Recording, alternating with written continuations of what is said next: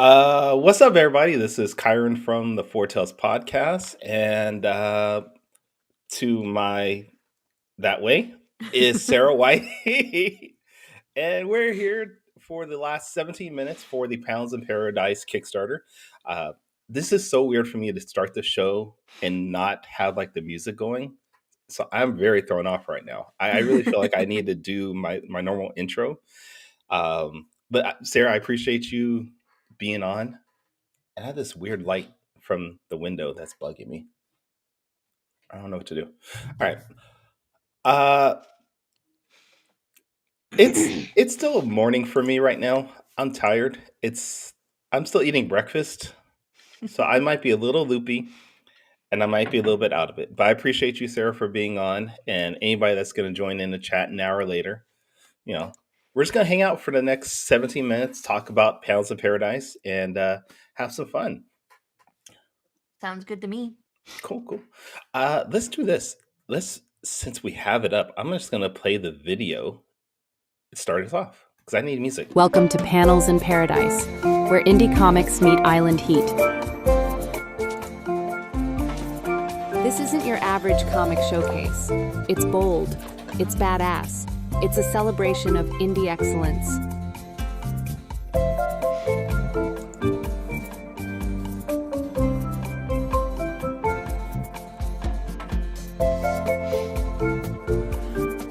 These women aren't damsels, they're dynamos, and they're stealing the show.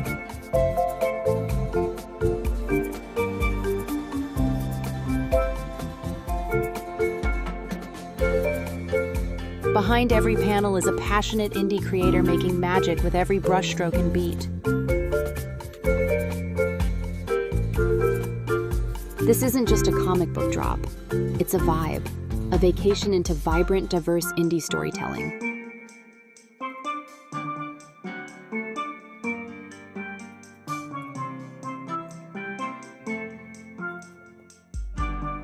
We're bringing the party straight to your screen, and we want you to be a part of it.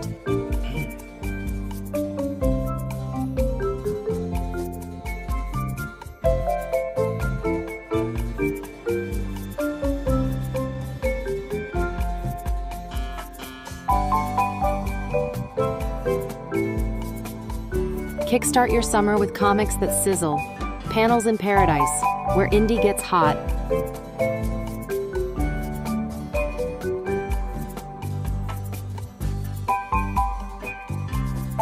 Now on Kickstarter.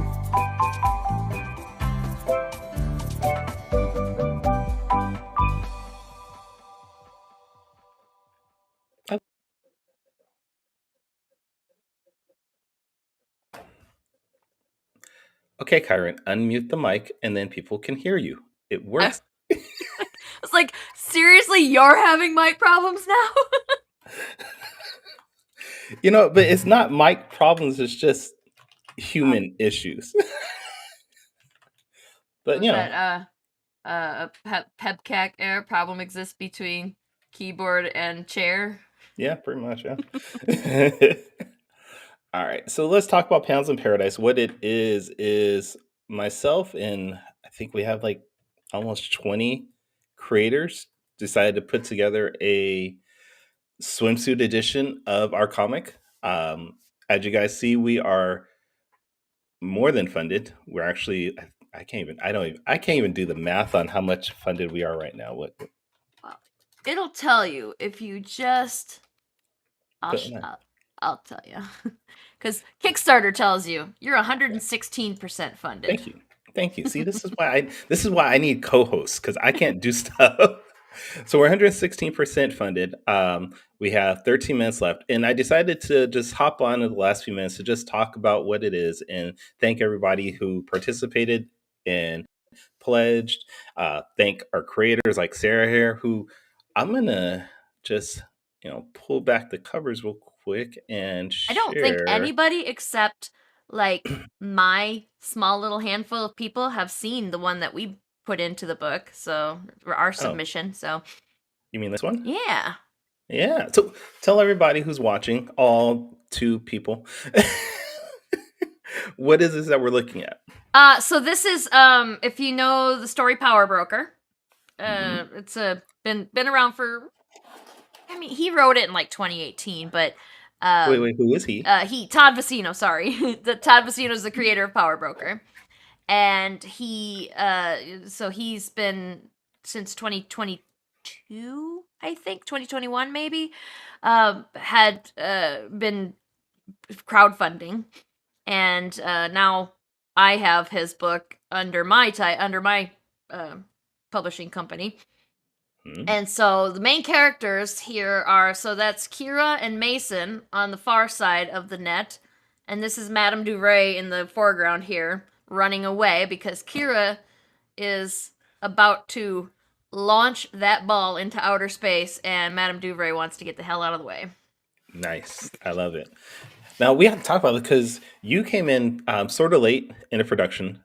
You initially did reach out when we first launched it, and you're like, "Hey, I want to be a part of this," and I was like, "I want you to be a part of this. There's a bunch of people I want to be a part of this, but we just don't have a lot of space." So we had to limit it at first, but then as we got closer to being funded, I was like, "All right, let's open this up because I know we're going to fund and we're going to have the extra money to cover the extra costs that come with adding more people on." And what was it about this project that made you want to be a part of it with us? Well, it looks like fun for one. Like Yeah. the concept is. I mean, I know that other Marvel and DC have done it, but nobody's ever done it for indie stuff that I know of, and so it's really cool to see our characters doing something other than what they do in their books. Yeah. You know, fighting crime in the case fighting superpowered crime in the case of Power Broker, or they're not. Yeah, they're just doing something like having fun or relaxing. That's stuff that they don't do in their books. So it really looked like a cool concept, and I just want to be a part of every indie group project out there now. So that's just my goal now. It's like every time somebody does something, an indie group collab, I want to do it. Okay. Well, I will let you know that Malachi Bailey, one of the other creators in the book, he does the character Her, Yes. which is this one right here. He has actually said that we should, after this, do a follow-up of a meta ball type book, or the Hellfire Gala type book, where we just have all our characters go out with fancy clothing, things like that. So it's something we're considering. But Danny also said something about doing some other ones too, which sounds like fun. Like you could do like a Snow Bunny issue or something where everybody's out playing in the snow. Oh, that kind of Snow Bunny. Oh, sorry. That's not what I thought you were talking about. Sorry. Today's culture, you say Snow Bunny and something else pops up in my head. I mean, but but you're right. There's definitely that. There's the Met Gala, like Malachi was mentioning. There's a lot of opportunities for us as creators to just show our characters outside of saving the world. And I think that's what, when I initially thought of this idea and I brought it up to Danny, I was like, that's what I want to do. I don't want to do just standard stuff that everybody else is doing. Let's do something different. And I mean, we got 6 to 8 backers for this, which is really good.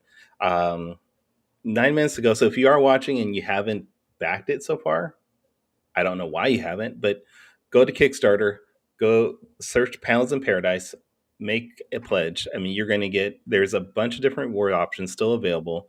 There is a physical option for the book. There is the digital option for the book. We have the cover is still available for the book, which that surprised me. No one has picked up the cover. You can actually get the physical cover of the book, done by Sean Hill, who's done work for Marvel and DC. Danny and I did variant covers of our books, which here is Danny's here. So yeah, you get Ace Blade #1 as a variant. There's also a bundle where you can get Ace Blade #1, Saw Lightning Wielder, and Ruby from Planet Oz as a variant bundle also. There's a calendar available. So you guys got some time left. There's posters. You got 8 minutes left to get on this. I don't think anybody's probably going to pop in at the last moment to pledge, but if you do, great, because you're going to get this book right away. Like we showed with Sarah's, and if you're looking at this, a lot of the other images there, this book is almost entirely done. One of the things that when we were putting this together, we had a requirement that you had your images done and print ready by a certain time because we wanted to get this Mhm. book out to you guys as quickly as possible. And I want to say we have like 90%, 95%, somewhere around there of all the images done and ready to go. We're just waiting on a couple more people who they've shown me what they're working on. It looks great. And they're just like finishing final touches. And then I'm waiting on Danny to put everything together into a good PDF format for us. Yeah, that's great. I was when you contacted me, I was like, well, I know I can't draw something that fast, but I know somebody who can. Uh, And yeah, Lloyd Ladera did our piece, and he's excellent. It just he has a unique style, which yeah. he was trying to kind of mimic the style of Power Broker, but then he was just not feeling it, and I was like, do whatever you want, do whatever feels right. So, and I think he did a really great job with ours. So, and fast too. I think as a creator, I find that if I let my artists just do whatever they feel like, just give them parameters, that's when the best work comes out. Yes, Yeah. agreed, 100%. Just give them some encouragement, some details, but just let them just go what they want. Like for mines, I did Saw, like I mentioned, and Ruby. Ruby, I did a volleyball scene also, just like you did. But I told my artist Cody, I was like, I just want her sort of hitting Toto, which is the little ball, but that's her Toto in the story. And I said, I just want her hitting Toto like a volleyball, and he was like, I could do that. And he just came up with this idea of just her just spiking it, but with having the monkey in the background there. And I was like, that's perfect. I didn't give me these ideas, and I was like, that's exactly what I want. Just something unique and different, and let them have fun with it. So, all right, how many more Yeah, minutes? I Oh, didn't realize that mine was as similar as yours. I think that it's kind of fun as long as we don't put them like on facing pages. It'll probably be fine. But oh, like they now are very quite similar. now I got to do that when we format this. I'm gonna put the facing pages and be like it'll They're be like the still middle of the book. yeah.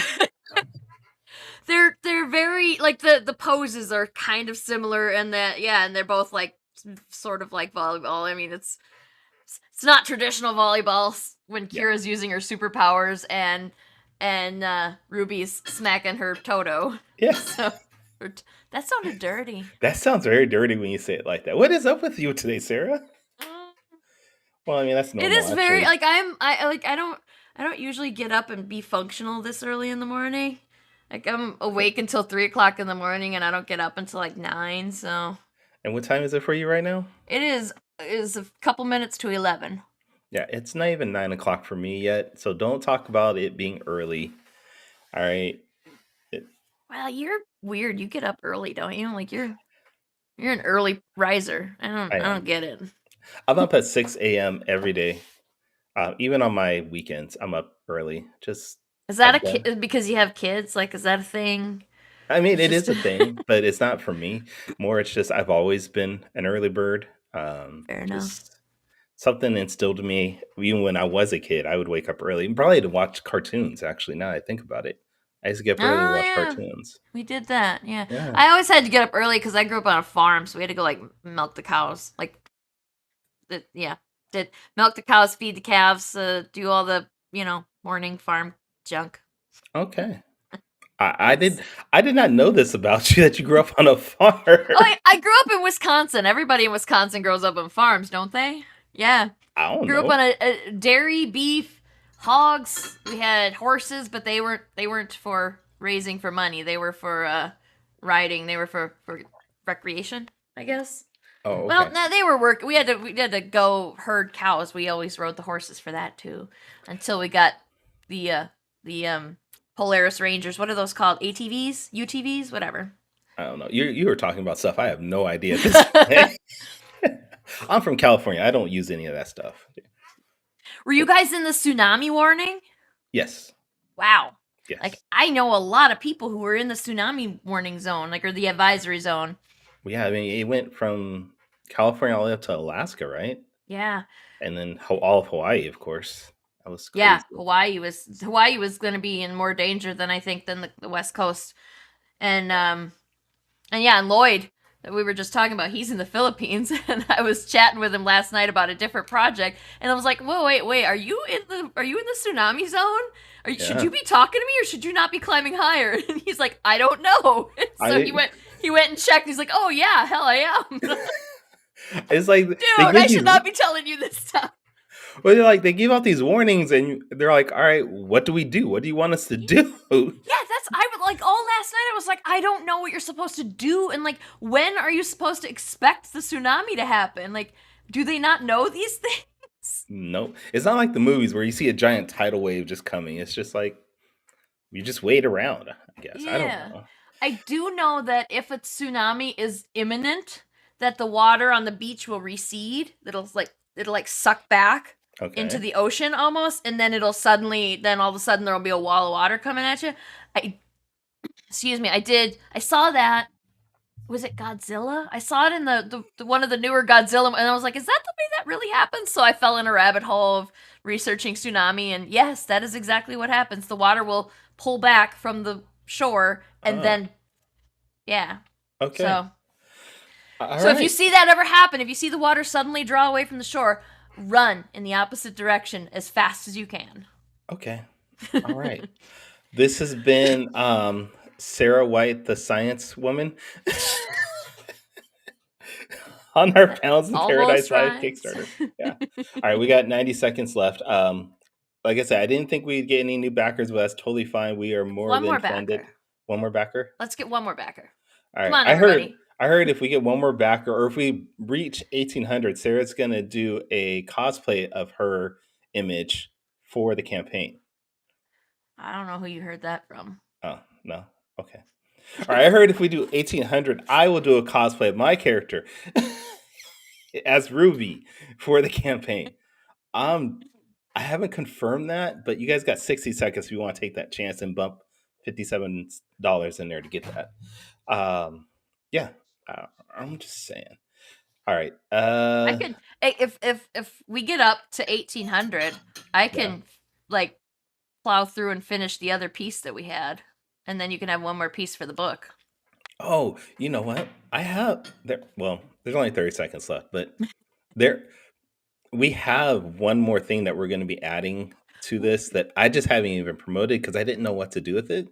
But it is an image that Michael Watson did. So we got 20 seconds. Let me share it really quick. Yay. So this is an image of Dragoness from his series from Hotshot. And we're going to add this as, I don't know if we're going to add this as another page, but I want to do something separate with it. So when you guys back this, I'm going to be throwing this in as a special thank you, since this was not intended, but I think this came out really well. He did this live on Chat and Draw last week with me. Yeah. And we're going to do something with it. So we'll figure it out. Awesome. All right. I'm pretty sure we funded at this point. The timer's done, right? Let's see. Is it? Yeah, it's got to be. All right. Oh, woo! We are funded. Final score was $1,743, $243 over the goal. So thank you guys for that. I appreciate it. This has been a wild Kickstarter for me. Very weird. A lot of emotions in this Kickstarter. I don't know why. But it was fun, and I'm excited for this, and I'm excited for you guys to get the book when it finally comes out. If I can stop sharing. Yes. All right, Sarah. I'm excited to see it. Thank you. I appreciate that. Sarah, since you joined us or joined me, do you want to promote yourself real quick? Sure. Okay. You can find me at Definite Article Creative. We're going to have a new book coming out, actually kickstarting, or it's not Kickstarter, it's BackerKit. We're going to be a part of BackerKit's Printopia event, and it's Noctiluca is the name of that, and it's a sexy heist thief adventure, kind of like Firefly meets Cowboy Bebop kind of style. Okay, you had me at Firefly, but then you say Cowboy Bebop, so that's both my jams right there. Awesome. Perfect. Yeah, so like it's about this, she's a beautiful woman, but more than that, she's very smart, and she's very like she's very agile. She can sneak in and out of places without being noticed. She used to be some secret government something or another, and we're going to learn more about that as we go along this series. But now she's kind of like a Malcolm Reynolds type, where she's got her and her crew, and they travel around and they do jobs for anybody who's willing to pay them, and usually that means breaking the law. And she's not above seducing people to get what she wants. So that's going to be September 9th. Okay. And I do have Produce Cats live right now too, which I got some of them in here. That is Produce true. Cats. Oops, upside down. Fully funded, right? Yes, am fully funded, and I think I'm at $600. I just saw somebody else. $606 is the exact amount. I'm pretty excited there. I thought, it'll probably fund, but it will, but I don't expect it to do much. So it's really cool that it's gone over $100 over goal. And it was mostly, it's just for fun, because I did these little designs 3-4 years ago. I just started drawing them for fun. And then I had a lot of people going, these are really cute, you should make them into stickers. So now you can get them as stickers, you can get them as magnets, you can get them as these little wooden keychains that I showed off here. Nice. What else? T-shirts. There's a T-shirt. T-shirt. Okay. And if we get, and there's also there's a cross promo going with Lori Calcaterra and Ed Davis. If you go back Path of the Pale Rider and Produce Cats, you can get a Gary the Rotten Avocado sticker. If you back both. This one, right? Yes. Okay. Yeah, so this is a very different campaign from Path of the Pale Rider and Immortal Era. They're literally zombies. Their people can't die in their stories, and I was like, okay, so it's like if we were gonna cross over here, we got to do rotten fruit, right? So we settled on an avocado, and we named him Gary. And if you back Produce Cats and one of these campaigns, you'll get a sticker of Gary. If you back all 3 campaigns, you'll get a sticker and a magnet. And that's only what I'm offering. If you back Lori and Ed, they have stuff too. I think that there's going to be, if you back Lori and Ed, you get this cool reversible trading card thing. I think it's metal. I'm not sure though. So go and look at Lori and Ed's campaigns to find that out. But then if you back Lori and my campaign, you'll get a Dino Nugget sticker from Lori, as well as Gary the Avocado for me. And if you back Ed's, I forgot what happens if you back Ed's. Just back all 3. Don't just back everybody's, okay? Yeah. Just so if you like to be traumatized, or if you like to be scared, and just horrified with stories, definitely go read these, because they're unsettling. But I know Lori's death is gone. Death just stopped coming in and reaping people, I guess. So we're talking about in the story, not in real life. Yeah. Oh, maybe in her life too. Maybe it's based on a true story. I don't know. Oh, okay. But yeah, the death is gone. They don't know what happened, and so people will die and they won't even know it until they start to decompose. And it kind of is an allegory for dementia too, because as the people decompose, they start to lose their minds, but they're still people. And it brings up a lot of interesting ethical questions. And and Immortal Era by Ed, he also it's a sort of the same thing, not exactly, but you can't die, but you can be horribly maimed, and so there's one of the characters I know is just a head that he's managed to rig himself up with a mount to fly around on so that he can move, but it's just a disembodied head. Yeah, those 2 campaigns and your campaign, completely different parts of the spectrum. I only think they're on the same spectrum. I think they're... No, I don't. We made a joke about it on my show, on Critical Affection. We did a mega quiz night, and we made a joke about it, and then that's what happens. It's they were like, you should do it, and so I did. I drew a moldy avocado, and then we're like, okay, yeah, let's do this. So that's what happened. And Lori did point out that a lot of her, like all of her people, her fans are very much animal lovers, and so they'd probably like that too, which makes sense. I mean, who doesn't like animals? And I've gotten requests to do produce dogs as well, so maybe that'll be coming in the future. Oh, okay. All right. Well, I guess that's it. I don't have anything else coming up because you guys helped me fund my Kickstarter. So we're going to be working on that. Check out Sarah's. You moved. Check out Sarah. I ain't going nowhere. I don't know what you're talking about. I've been here the whole time. Check out Sarah's Produce and I was about to say Produce in Paradise. It is Produce in Paradise, I guess. Yeah. Yes, Produce Cats. Check out Produce Cats. It's still available on Kickstarter now. And yeah, that's it. Thank you guys for watching. You can go follow the pre-launch to Noctiluca on there too, if you want. And and then like Power Broker's coming back in October, and stuff is happening. Okay. Pretty excited. I'm glad. All right, everybody. Thank you for your support. Thank you for joining us on the stream, and I hope you guys have a great day.